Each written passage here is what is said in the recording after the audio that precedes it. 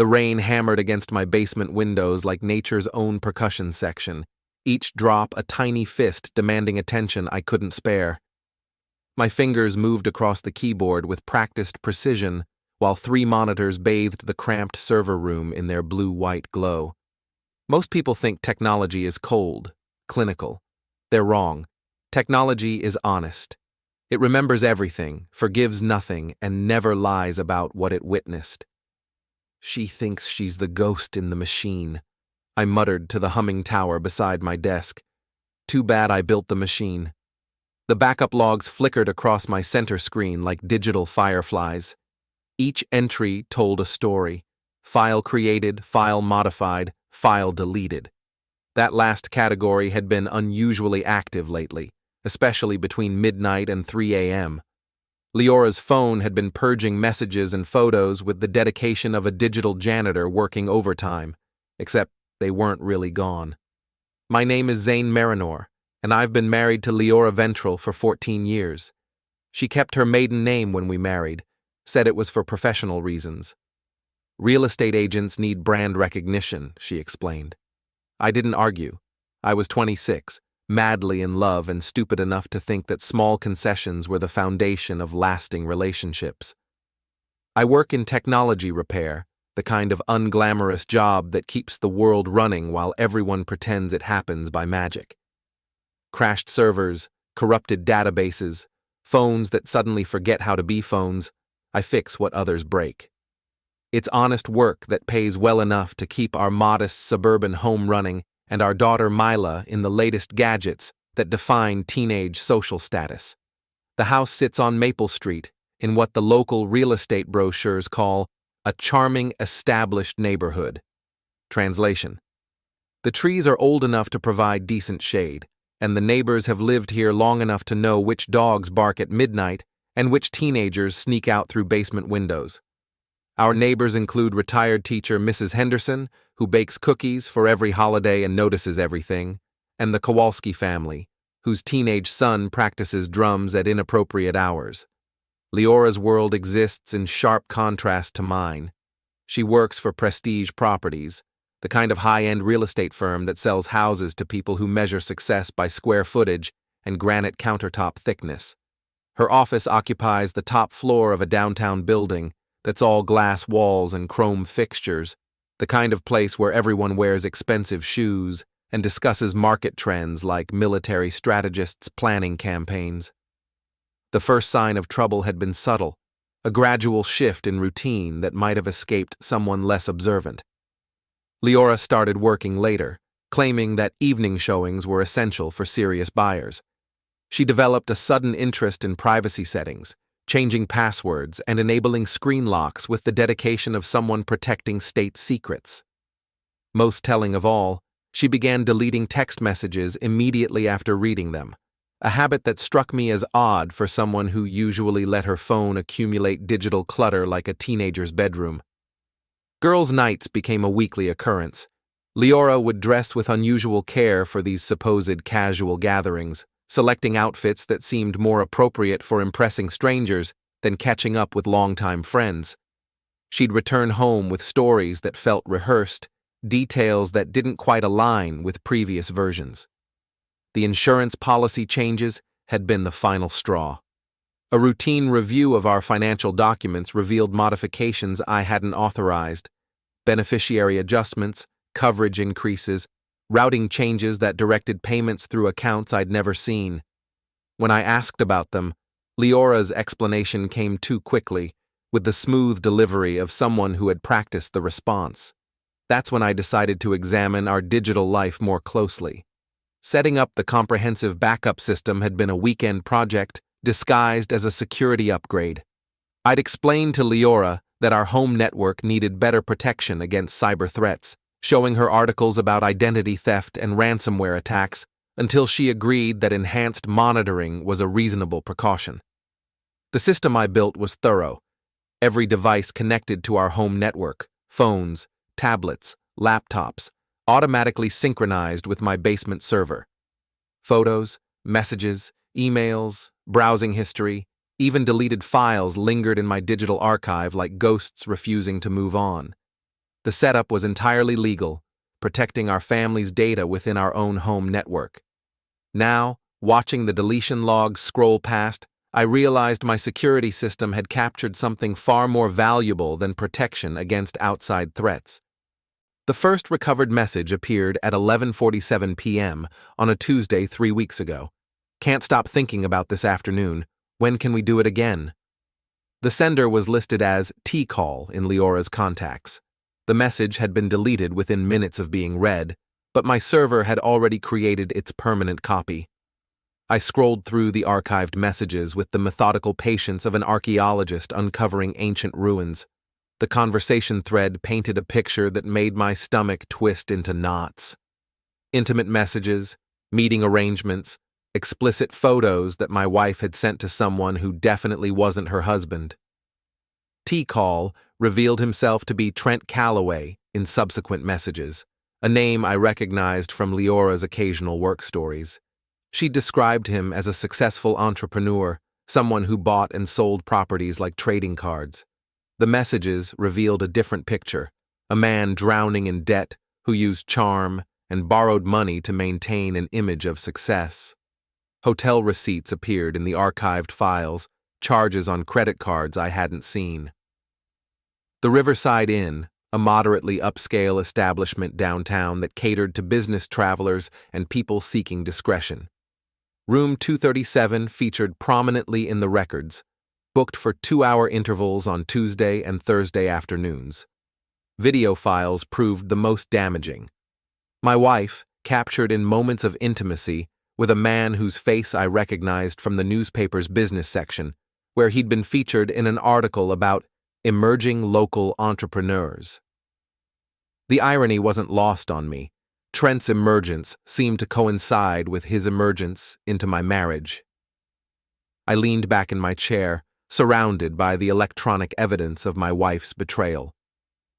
The server hummed its mechanical lullaby, while rain continued its assault on the windows above. Somewhere upstairs, Liora was probably deleting more messages, confident that her digital tracks were disappearing into the electronic void. She had no idea that every deletion was being preserved, cataloged, and stored in the basement directly beneath her feet. The rain intensified, and I began planning my next move. Morning arrived with the artificial cheerfulness of a suburban Tuesday. Liora moved through our kitchen with practiced efficiency, preparing coffee and scrolling through her phone, while our daughter Mila consumed cereal and social media in equal measure. The scene looked perfectly normal to any observer, a successful family beginning another day in their comfortable routine. I watched them both with new eyes, seeing details that had previously escaped my attention. Liora's phone never left her hand, screen positioned away from potential observers. Her responses to my casual questions came with slight delays, as if she was mentally reviewing each answer for potential complications. "Big day today?" I asked, pouring coffee into my travel mug. "The Morrison property is finally moving," she replied without looking up. "Might need to work late again to get the paperwork finished." The Morrison property had closed 3 days ago, according to the public records I'd checked, but I nodded and made appropriate, supportive husband noises while mentally noting another entry in my growing catalog of lies. Mila, 17, and possessed of the dramatic sensibilities that define teenage existence, was documenting her breakfast on multiple social media platforms. Her phone captured every angle of her cereal bowl with the dedication of a food photographer working for a major magazine. "Dad, you're in my shot," she complained, waving me away from the background of her carefully composed image. "Sorry, sweetheart. Didn't realize I was photobombing your artistic vision." She rolled her eyes with the exaggerated patience teenagers reserve for parents who fail to understand the critical importance of social media aesthetics. "It's not about art, Dad. It's about engagement. You wouldn't understand." She was wrong about that. I understood engagement metrics better than she realized. I also understood that her constant documentation of our family life was creating a digital record that might prove useful in ways she couldn't imagine. After they left for their respective days, I descended to my basement sanctuary and began the morning's real work. The overnight backup logs revealed another busy session of deletions, concentrated between 2:17 and 2:43 a.m. Liora had been thorough, removing not just messages, but also photos, email drafts, and browser history. The recovered files told the continuing story of her affair with Trent Calloway. Their relationship had evolved beyond simple physical attraction into something more complex and potentially more dangerous. Recent messages discussed financial arrangements, property investments, and plans that extended well beyond casual encounters at the Riverside Inn. One particular exchange caught my attention. Trent. The policy changes went through. Everything's positioned like we discussed. Liora. Good. The timing needs to be perfect. Can't afford any mistakes. Trent. What about Zane? He's not as clueless as you think. Liora. He's a computer nerd who fixes broken machines. He doesn't have the imagination for this kind of thing.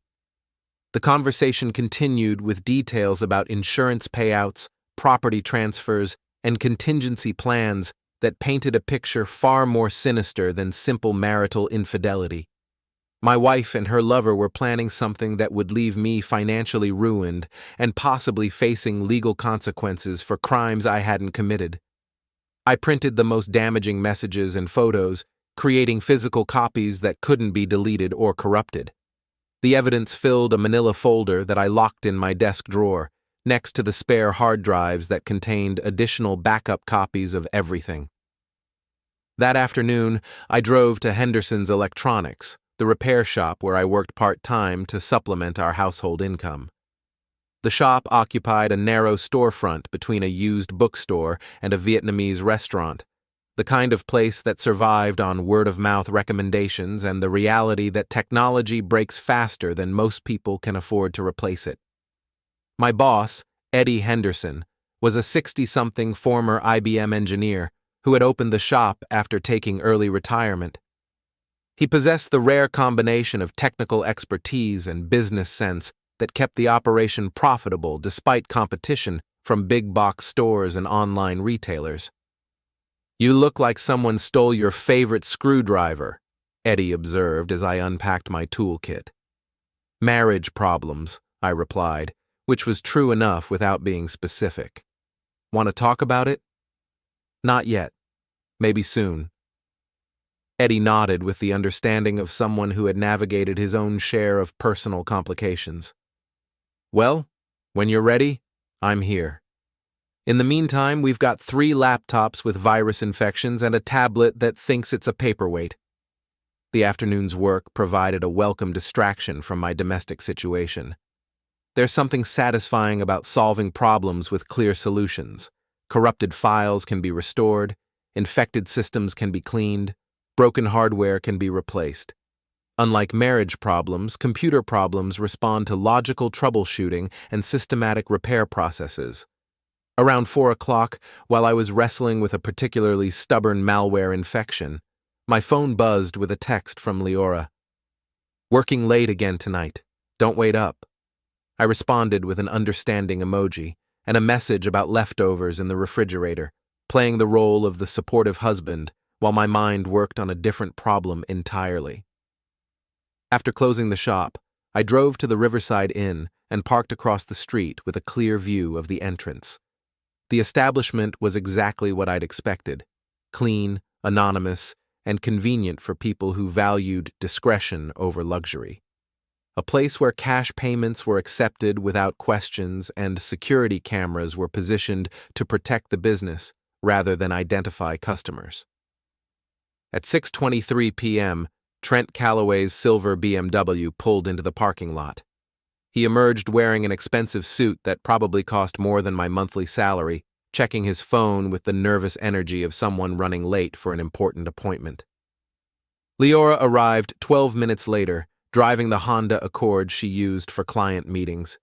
She'd changed clothes since leaving home that morning, trading her conservative work outfit for something more appropriate for a romantic encounter.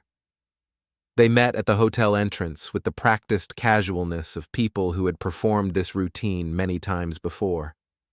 I waited in my car, watching the second-floor windows until lights appeared in room 237. My phone's camera captured images of both vehicles, license plates clearly visible, timestamps automatically recorded. The documentation was methodical, thorough, and completely legal. 2 hours later, they emerged separately, Trent first, then Liora after a 5-minute interval. She checked her appearance in her car's rearview mirror, reapplying lipstick and smoothing her hair before starting the engine. I followed her home at a discreet distance, arriving at our house just minutes after she did. When I entered through the front door, I found her in the kitchen, unpacking takeout containers from Chen's garden, our usual Tuesday night dinner when she worked late. "How was your day?" she asked, offering me a container of sweet and sour chicken. "Productive," I replied. "Fixed some problems that had been bothering me for a while." She smiled and kissed my cheek, the same affectionate gesture she'd performed thousands of times during our marriage. But now I could detect the faint scent of unfamiliar cologne mixed with her usual perfume, and I noticed the slight smudge of lipstick that she'd missed during her parking lot touch-up session. "I'm glad you had a good day," she said. "Mine was exhausting. The Morrison deal is more complicated than we expected."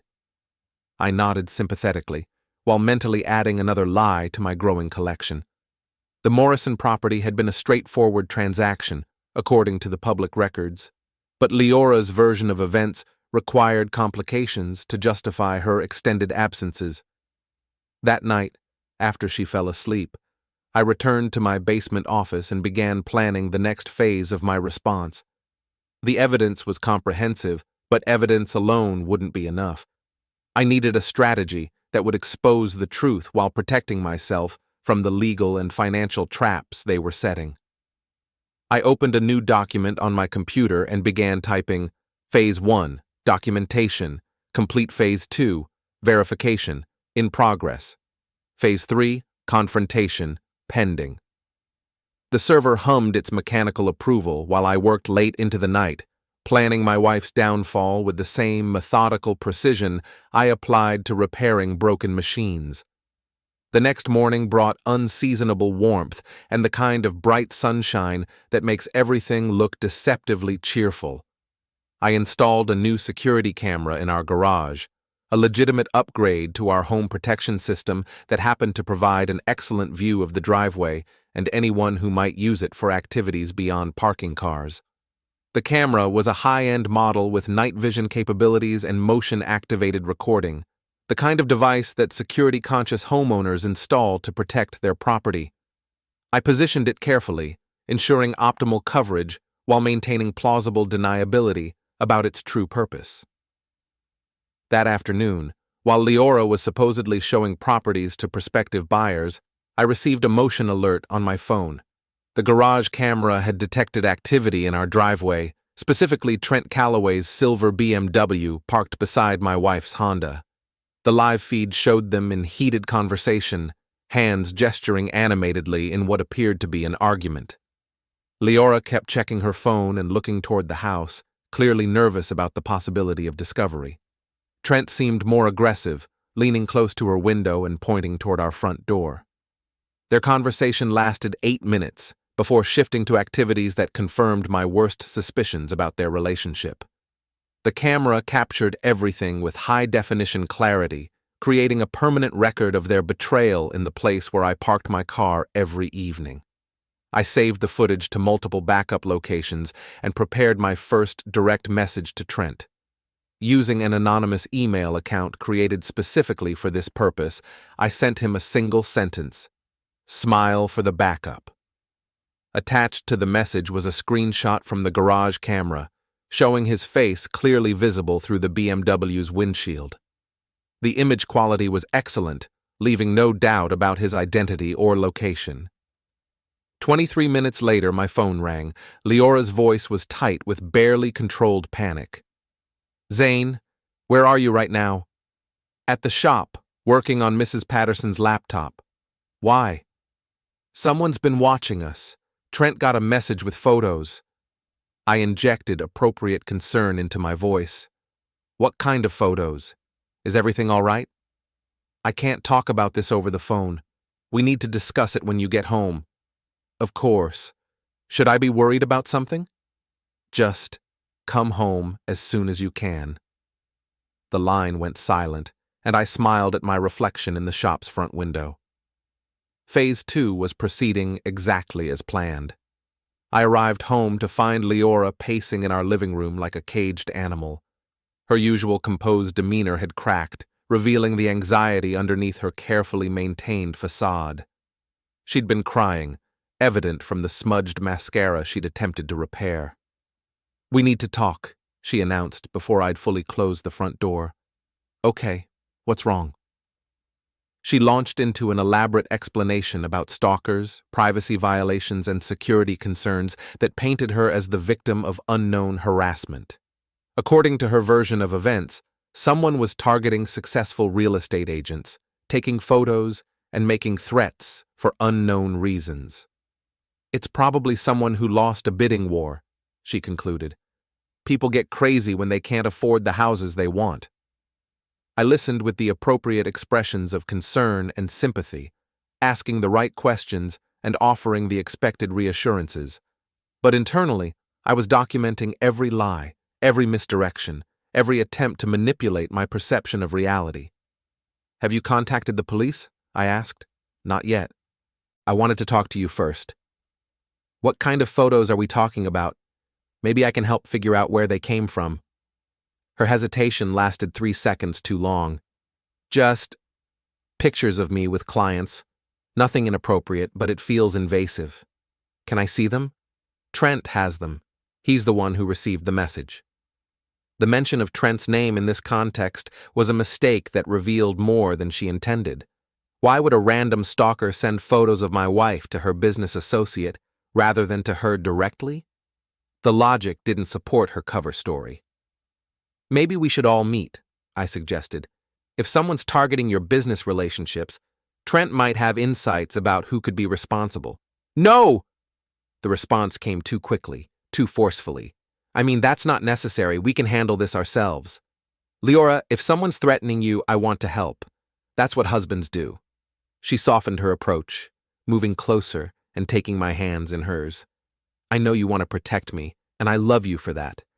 But this is probably nothing serious. Some people just don't have anything better to do than cause trouble."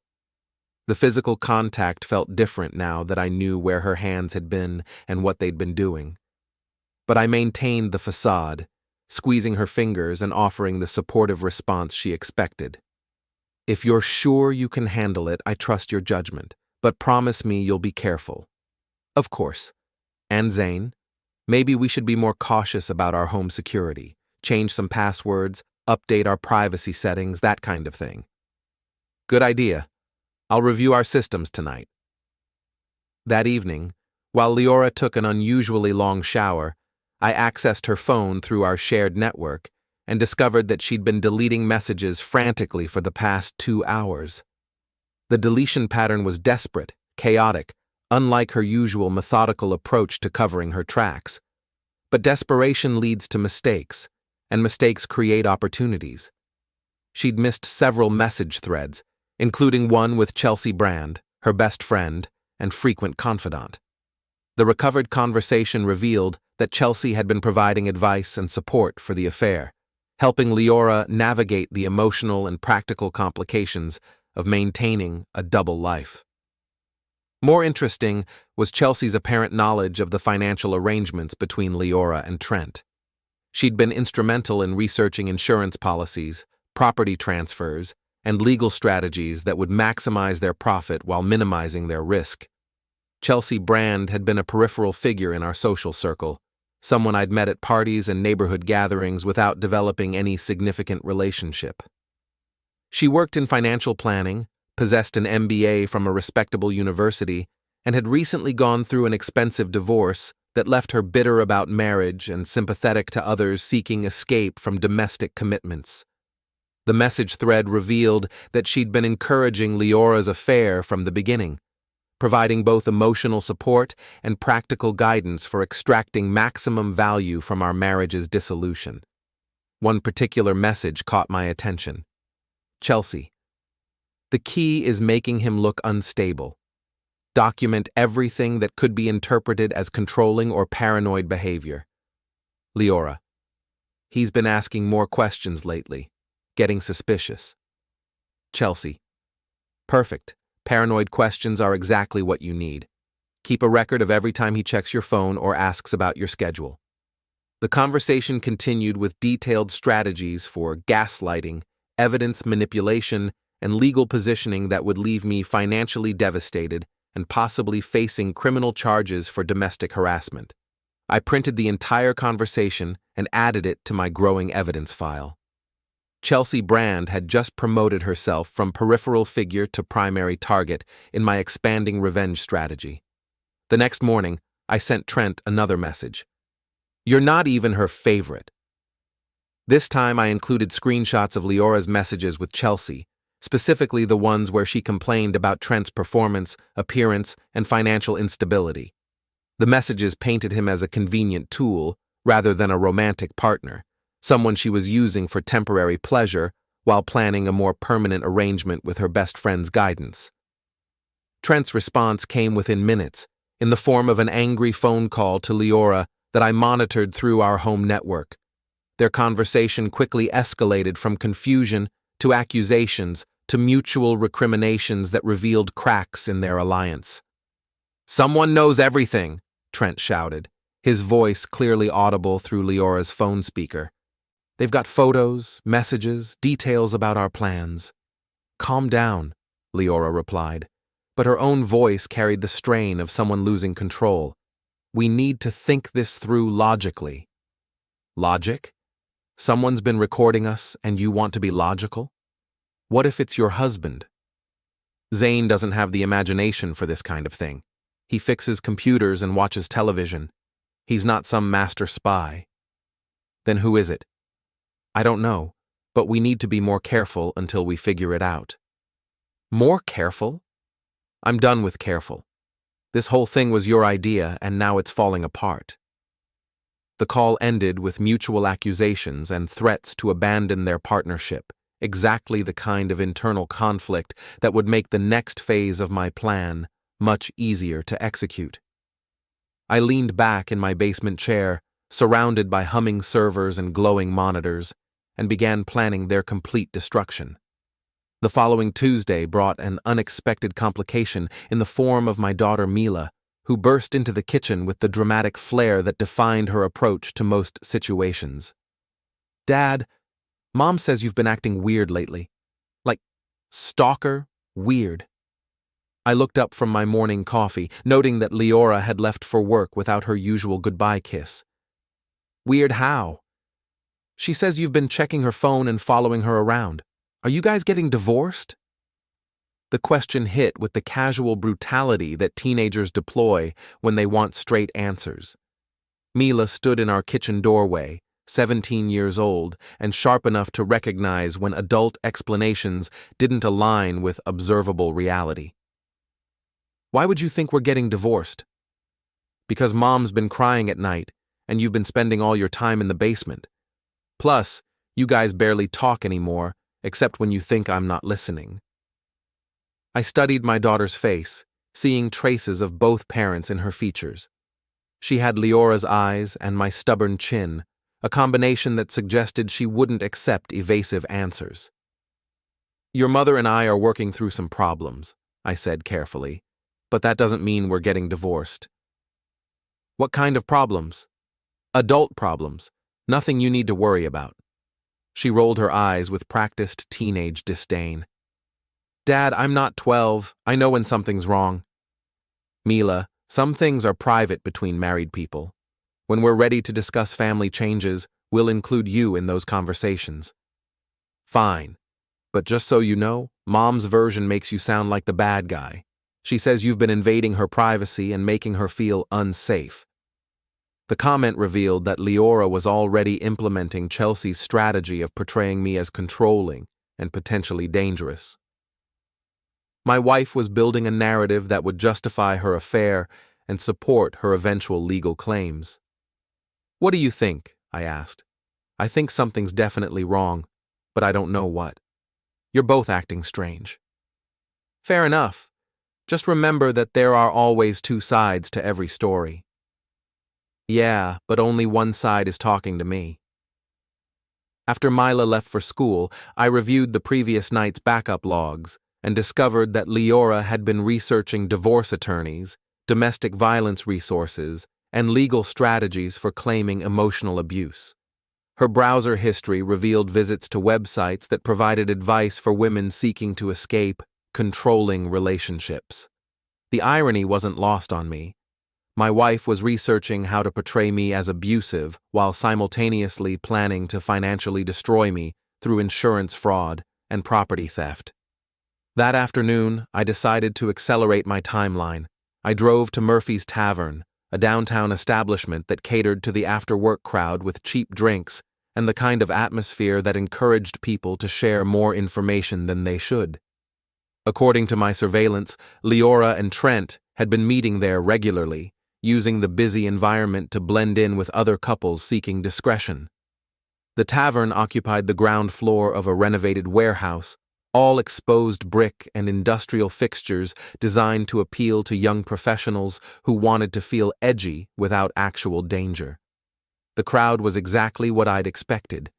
Business suits mixed with carefully casual outfits, everyone trying to project success while drowning their various disappointments in overpriced cocktails. I found Trent at the bar, nursing a whiskey and checking his phone with the nervous energy of someone expecting bad news. He'd aged since the first photos I'd seen of him, stress lines appearing around his eyes and mouth. The confident entrepreneur persona was cracking under pressure. I approached the bar and ordered a beer, positioning myself close enough for conversation without appearing deliberate. Trent glanced at me briefly, then returned to his phone, unaware that he was sitting next to the husband of his lover. "Tough day?" I asked, making casual conversation. "You could say that," he replied without looking up. "Business problems? Something like that." I waited for him to elaborate, but he remained focused on his phone screen, so I decided to be more direct. "Trent Calloway, right? I think you know my wife, Liora Ventral." His head snapped up, and I watched recognition dawn in his eyes. The confident facade crumbled completely, replaced by the panicked expression of someone caught in a compromising situation. "I don't know what you're talking about," he stammered. "Sure you do. Room 237 at the Riverside Inn, Tuesday and Thursday afternoons, silver BMW, license plate TRC 4471. The color drained from his face. "Look, I don't want any trouble." Too late for that. I kept my voice calm, conversational. "But we can discuss this like civilized adults." "What do you want?" "Information. Specifically, I want to know about the insurance policies and property transfers you've been planning with my wife." Trent's hands shook as he reached for his whiskey glass. "I don't know anything about insurance." Wrong answer. I pulled out my phone and showed him a screenshot of his text conversation with Liora about policy changes and beneficiary modifications. "Want to try again?" He stared at the screen, then looked around the bar as if searching for escape routes. "How did you get that?" "I'm good with computers. Now, about those insurance policies." "It wasn't my idea," he said quickly. "Liora came up with the whole thing. I just went along with it." "Went along with what, specifically?" "The plan to make you look unstable, document controlling behavior, build a case for emotional abuse. She said it would make the divorce settlement more favorable." "And the insurance policies?" "She changed the beneficiaries to me temporarily, then planned to change them back after the divorce was final. That way, if anything happened to you during the proceedings, the money wouldn't go to her directly."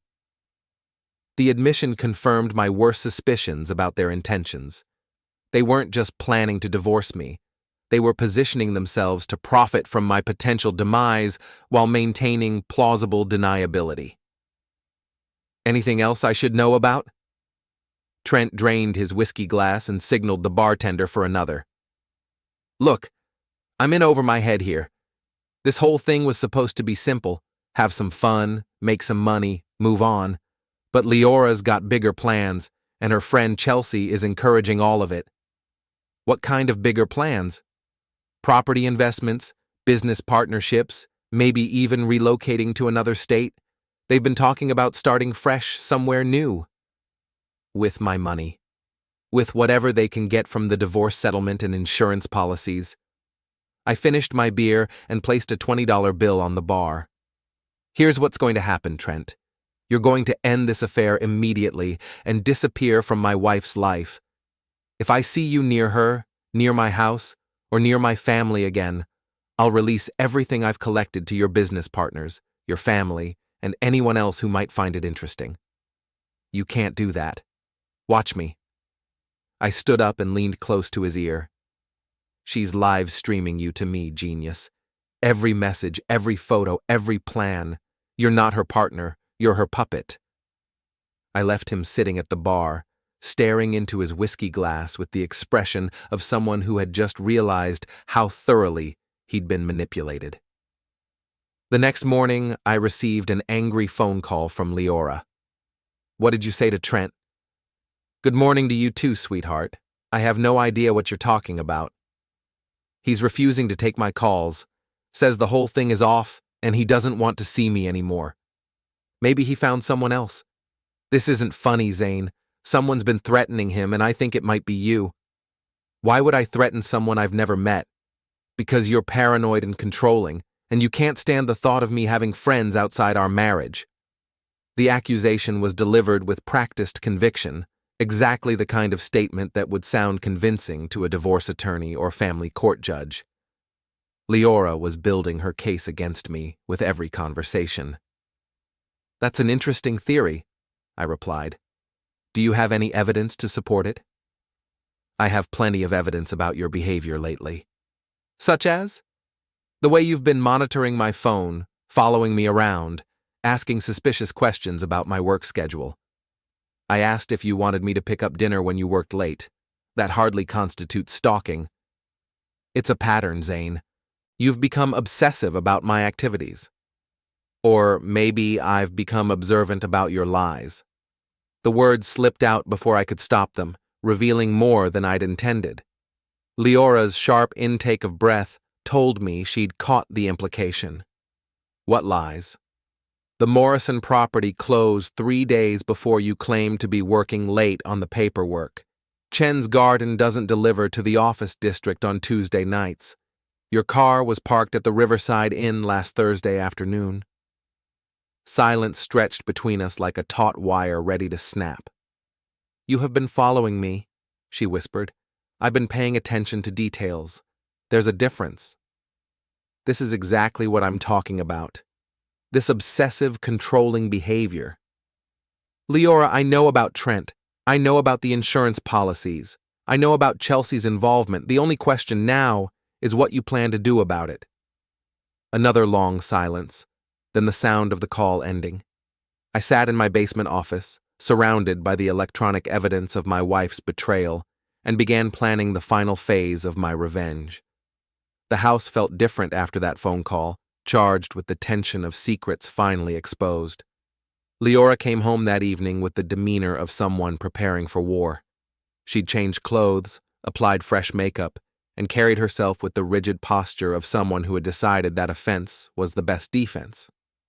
We need to talk, she announced, setting her purse on the kitchen counter with deliberate precision. I'm listening. I want you to move out of the house temporarily while we work through our problems. The request came without preamble, delivered with the tone of someone making a reasonable suggestion rather than issuing an ultimatum. That's an interesting solution, I replied. What problems are we working through? Your paranoid behavior, your invasion of my privacy, your controlling attitude toward my work and friendships. And where would I stay during this temporary separation? That's up to you. But I don't feel safe with you in the house right now. The word safe was carefully chosen, designed to create legal implications for future divorce proceedings. Liora was building a record of domestic intimidation that would support her claims of emotional abuse. What specifically makes you feel unsafe? Your obsession with my activities, your threats toward my business associates, your violation of my privacy. What threats? Whatever you said to Trent that made him afraid to contact me. I had a conversation with him at Murphy's Tavern. We discussed his relationship with my wife. You had no right to interfere in my professional relationships. Professional relationships don't usually involve hotel rooms and explicit photographs. Her composure cracked slightly, revealing the anger beneath her calculated performance. How dare you spy on me? How dare you commit adultery and insurance fraud? I haven't committed any crimes.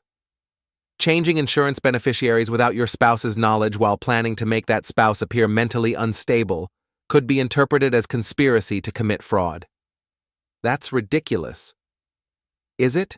Should we call your friend Chelsea and ask her opinion about insurance fraud? The mention of Chelsea's name hit like a physical blow. Liora's face went pale, and she gripped the counter edge for support. Chelsea has nothing to do with this. Chelsea has everything to do with this. She's been advising you from the beginning, helping you plan the affair, the financial arrangements, the legal strategy. She's probably the one who suggested you ask me to move out. You're paranoid. I'm informed. There's a difference. I pulled out my phone and began reading from Chelsea's messages. The key is making him look unstable. Document everything that could be interpreted as controlling or paranoid behavior. Liora's legs gave out, and she sank into a kitchen chair. How did you get those messages? The same way I got everything else. Your phone backs up to our home server automatically. Every message, every photo, every deleted file gets preserved. That's illegal. It's legal within our own network, on devices registered to our household accounts. I built the system to protect our family's data. I just didn't realize I was protecting it from you. She buried her face in her hands, and for a moment I almost felt sorry for her. Almost. What do you want? She asked without looking up. I want the truth. All of it. Fine. She raised her head, and I saw resignation in her eyes. It started 6 months ago. Trent was buying a property through our firm, and we began talking. One thing led to another. And Chelsea's involvement? She's been helping me navigate the emotional complications. And the financial complications? Liora hesitated, then seemed to decide that complete honesty was her only remaining option. We discussed ways to protect myself financially if our marriage ended. By committing insurance fraud. By making sure I wouldn't be left with nothing after 14 years of marriage. You wouldn't be left with nothing. We have joint assets, retirement accounts, the house. Half of middle-class assets isn't enough to start over at my age. So you decided to take everything. I decided to protect myself. By making me look mentally unstable. By documenting behavior that concerned me. What behavior? Your obsession with technology, your social isolation, your suspicious attitude toward my work. My suspicious attitude was justified as it turns out. You've been controlling and paranoid for years. The affair just made it more obvious. The accusation stung because it contained a grain of truth. I had been observant, analytical, skeptical of explanations that didn't align with observable facts. In Liora's mind, these qualities had transformed from assets into evidence of mental instability. So what happens now? I asked. Now we get divorced like civilized adults and try to minimize the damage to our daughter. What about Trent? Trent is out of the picture. You made sure of that. And Chelsea? Chelsea is my friend. She'll continue being my friend. Even after I release the messages that show her encouraging insurance fraud? Liora's face hardened. You wouldn't do that. Try me. You'd destroy an innocent person just to get revenge on me? Chelsea isn't innocent. She's been orchestrating this whole thing from behind the scenes. She gave me emotional support during a difficult time. She gave you a criminal conspiracy plan. We stared at each other across our kitchen table, 14 years of marriage reduced to mutual accusations and legal threats. The woman I'd loved, married, and built a life with had become a stranger whose primary concern was extracting maximum value from our relationship's destruction. "I'll give you one chance," I said finally. "End this cleanly. Admit the affair, accept a fair divorce settlement, and I'll keep the insurance fraud evidence private. And if I don't, then everyone learns the truth about what you've been planning. Your family, your employer, your clients, the insurance companies, the police. You're bluffing. Test me." She studied my face, looking for signs of weakness or uncertainty. What she saw there must have convinced her that I wasn't bluffing, because her shoulders sagged in defeat. "Fine, but I want half of everything, including your retirement accounts and the house. You'll get what the law says you deserve, nothing more. And you'll destroy the evidence? I'll keep it private as long as you honor our agreement. What about Mila? We'll tell her the truth, that we're getting divorced because we grew apart. No details about affairs or fraud. She'll hate me. She'll hate both of us for a while. Then she'll get over it and move on with her life." Liora nodded slowly, accepting the inevitable end of our marriage. "When do you want me to leave?" "I don't. This is your house, too. We can coexist until the legal proceedings are finished." "That's not possible." "Why not?" "Because I can't stand to look at you." The admission was delivered with such venom that it took me by surprise.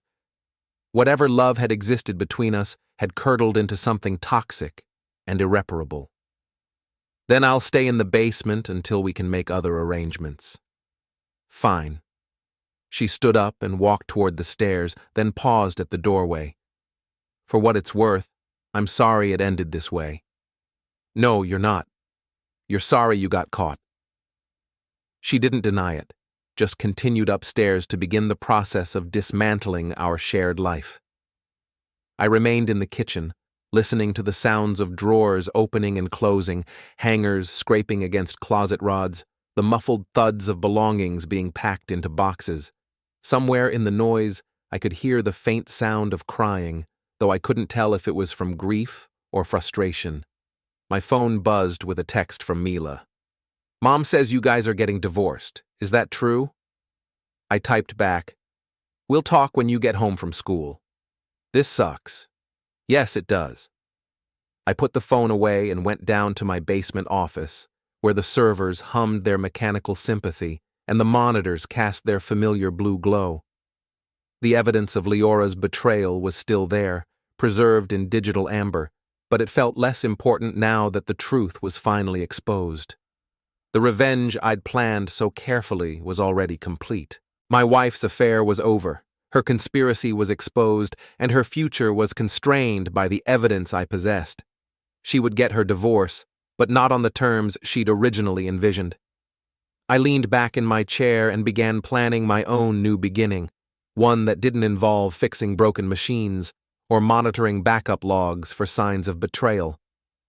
Somewhere upstairs, my marriage was ending in a series of packed boxes and legal documents. But down in the basement, surrounded by the technology that had revealed the truth, I felt something I hadn't experienced in months: peace.